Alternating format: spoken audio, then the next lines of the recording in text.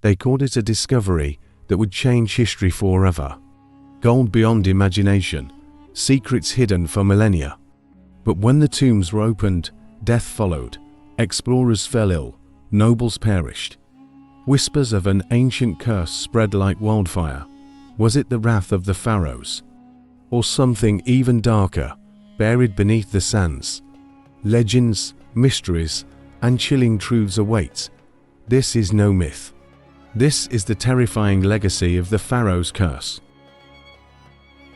In the heart of the Egyptian desert, beneath mountains of sand and centuries of silence, ancient tombs lay sealed, untouched by time. Within these crypts rested treasures of unimaginable wealth, golden statues, bejeweled relics, sacred artifacts meant to accompany pharaohs into the afterlife. But hidden alongside these treasures, something far more ominous stirred, a curse whispered across generations. In 1922, Howard Carter's discovery of Tutankhamun's tomb ignited the world's imagination and its deepest fears. Mysterious deaths soon followed. Was it coincidence? Or the wrath of ancient kings reaching across time? Journey with us beyond the veil of sand and stone, into a story where history blurs with myth, and every open door may have a price. Welcome to a world where the past never truly rests. Welcome to the Pharaoh's curse.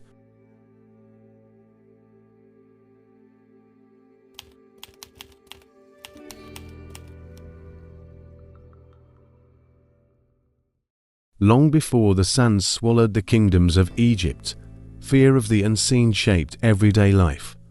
The ancient Egyptians believed the dead could wield unimaginable power from beyond the grave. Tombs were not simply resting places, they were sacred gateways between worlds, fortified with spells, amulets, and dire warnings to ward off the unworthy.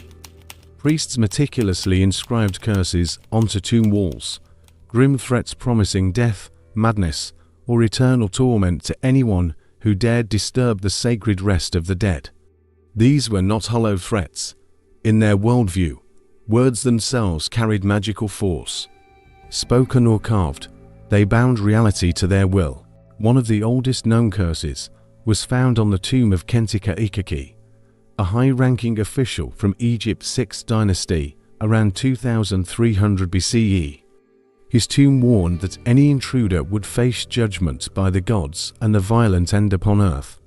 The Egyptians mastered psychological warfare long before the term existed.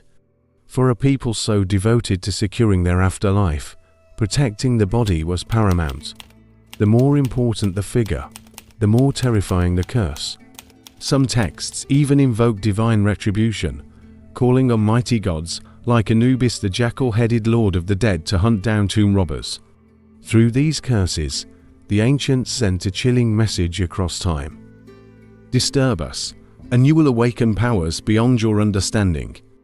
And thousands of years later, when modern explorers breached these ancient thresholds, they found that some warnings still echoed in ways far stranger than mere coincidence.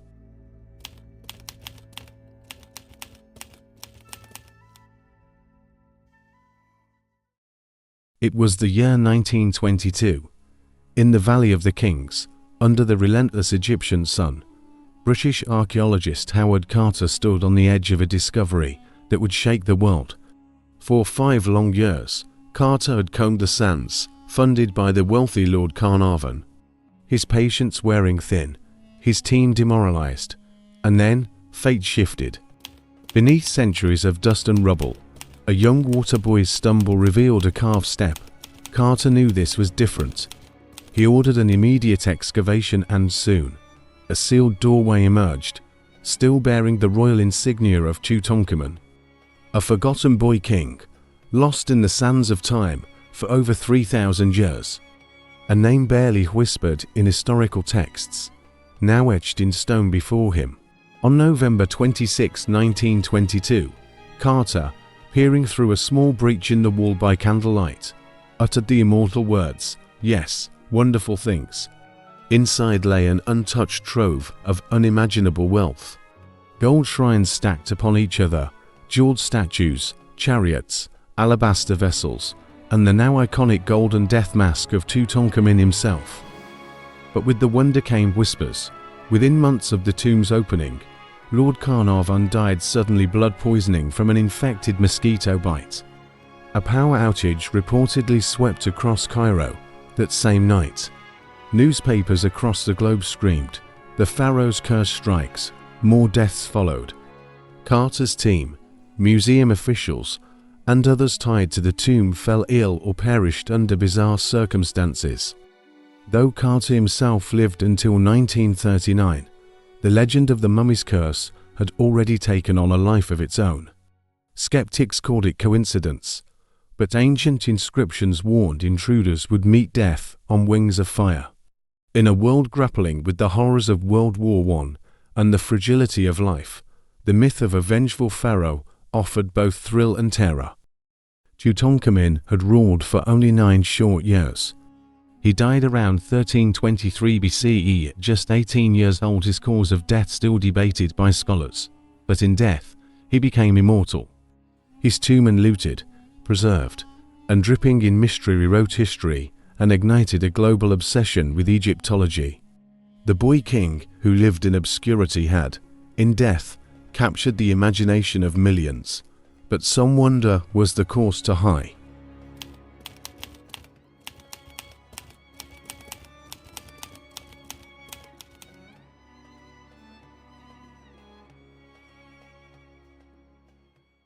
It all began in 1922. Deep in the Valley of the Kings, British archaeologist Howard Carter unsealed the tomb of Pharaoh Tutankhamun, a boy king who had been buried in near-complete obscurity for over 3,000 years. The moment Carter peered through the broken doorway and whispered, "I see wonderful things," history was made. But so too, it seems, was a dark legend born, a curse that would haunt many of those who entered the tomb. Not long after the tomb's opening, strange events began to unfold. Lord Carnarvon, the wealthy patron who had funded the expedition, died suddenly from an infected mosquito bite just 6 weeks after entering the tomb. The lights reportedly went out across Cairo at the exact moment he passed. Newspapers exploded with tales of an ancient curse finally awakened. Within a few years, more deaths followed. Arthur Mace, one of Carter's team, succumbed to arsenic poisoning. George J. Gould, an American financier who visited the tomb, died of a sudden fever shortly after. And then there was Sir Archibald Douglas Reed, the radiologist who x-rayed the mummy. He too fell mysteriously ill and perished. The media dubbed it the Pharaoh's curse. Sensational headlines painted the tomb as a ticking time bomb of ancient wrath, unleashed upon the modern world. But was it really a curse or coincidence, fueled by superstition and fear? Carter himself lived another 17 years, denying the curse's existence. But skeptics couldn't explain the oddly high number of sudden deaths among those connected to the excavation. Was it mold or toxins buried within the tomb, psychological suggestion, or something that science dared not name? Howard Carter, in later years, sitting alone with aged photos of tomb, serious expression, flickering candlelight, mysterious ambience. Even decades later, the curse continues to fascinate. Modern scientists have investigated toxic molds and bacteria that could cause respiratory illnesses. Others point to coincidences magnified by media hysteria. But when so many who touched the tomb met untimely ends, the myth only deepened. The string of mysterious deaths serves as more than tabloid fodder, it's a warning echoing through the ages. Perhaps some doors, once sealed by ancient hands, were never meant to be opened again.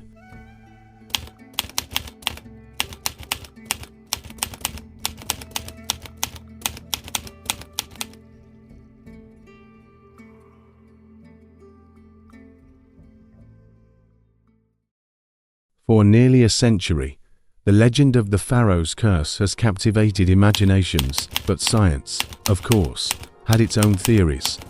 Could something as otherworldly as a curse actually have a rational explanation?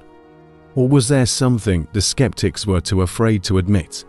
Close-up of ancient Egyptian tomb entrance with scientists examining, juxtaposed with supernatural mist, realism versus mystery theme.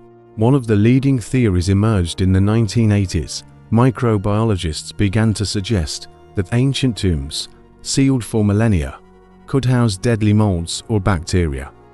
Aspergillus flavus, for example, produces aflatoxins, poisonous compounds that could cause respiratory failure in those who disturb the tomb's stale air. Radiation was another suspect. Some researchers proposed that trace amounts of radioactive materials used in the embalming process or from natural sources in the limestone could have posed long-term health risks. Though none of these claims were definitive, they added a layer of science to the tomb's eerie aftermath. Still, others pointed to the psychological impact. The power of suggestion, they argued, can be deadly.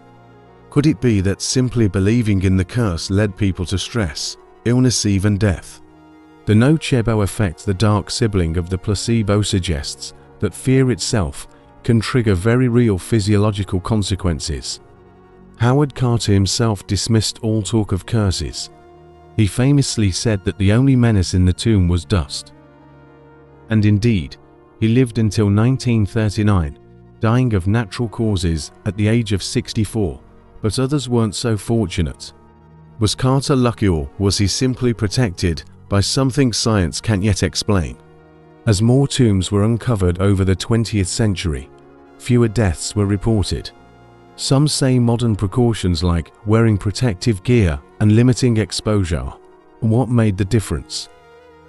But still, there are whispers. Some explorers speak of strange dreams after visiting tombs, of objects moving on their own, of a chill in the air where there should be none. In the end, science offers plausible answers, but not certainty. No bacteria, no radiation, no mold has ever been conclusively linked to the deaths following Tutankhamun's tomb. The evidence remains circumstantial, the timing unsettling. And in that space between reason and mystery, the curse survives. So we're left with a question as old as the tombs themselves. Are the ancients still guarding their secrets? Or are we simply looking for meaning in the shadows of history?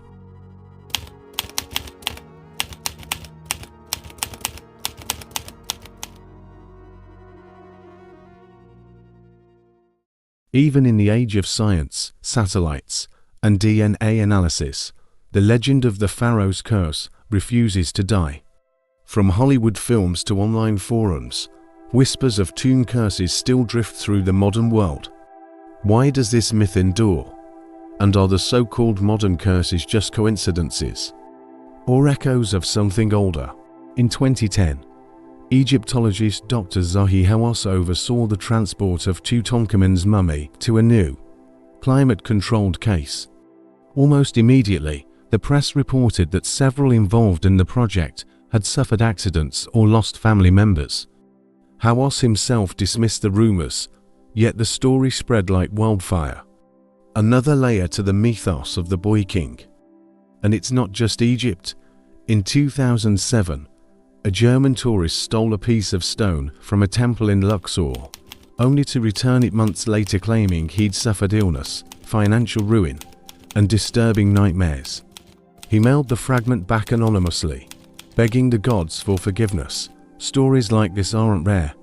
Museums often receive returned artifacts from people who believe they've been cursed.